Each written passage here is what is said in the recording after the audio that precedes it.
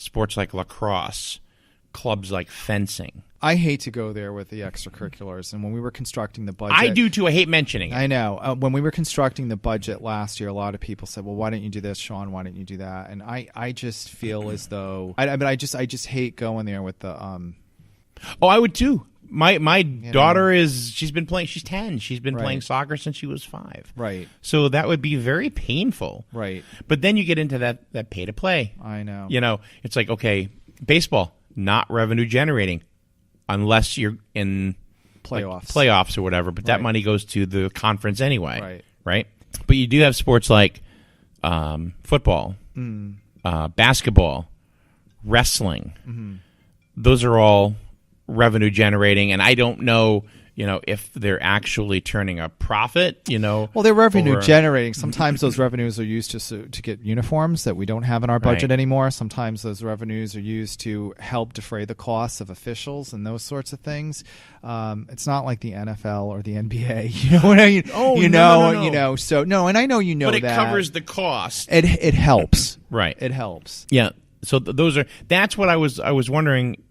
Would they even get into a situation where some sports are pay to play and some are not? And I'm thinking that's really dangerous ground. It is dangerous ground. And that goes back to, I'm assuming, and you don't want to alienate them. I think it's very dangerous ground because we know that at least in the past 3 years, we are exceeding our projections in tuition revenue. And for me, that sends a real... not so good message in this fiscal climate when you're competing against NFA and Woodstock Academy. Yeah, and Woodstock Academy is going very heavy into recruiting. Yes, not just locally, but nationally and internationally. Oh, yeah, right. So, what would you suggest, Sean?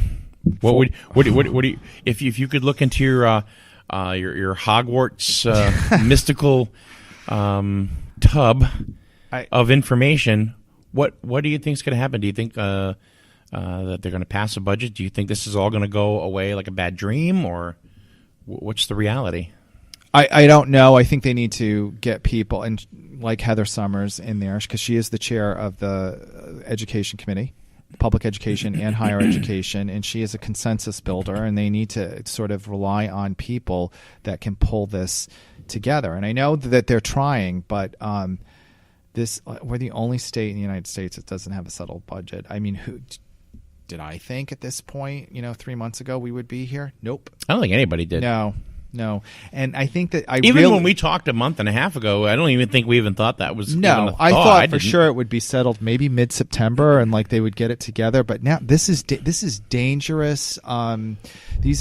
It's dangerous. And I don't know what's going on with the governor and the legislature. There seems to be a battle of wills there. Again, they passed a budget. He vetoed it. So this is real. It's on him. It's on him at this point. He needs to. And I get it with the UConn thing, but that UConn cut, remember, UConn can get a lot of money from out-of-state tuition. UConn makes a lot of money from their wonderful athletic programs. The administration up there, with all due respects, they're paid quite handsomely. From star coaches to the administration. And Oriema is even foregoing his salary.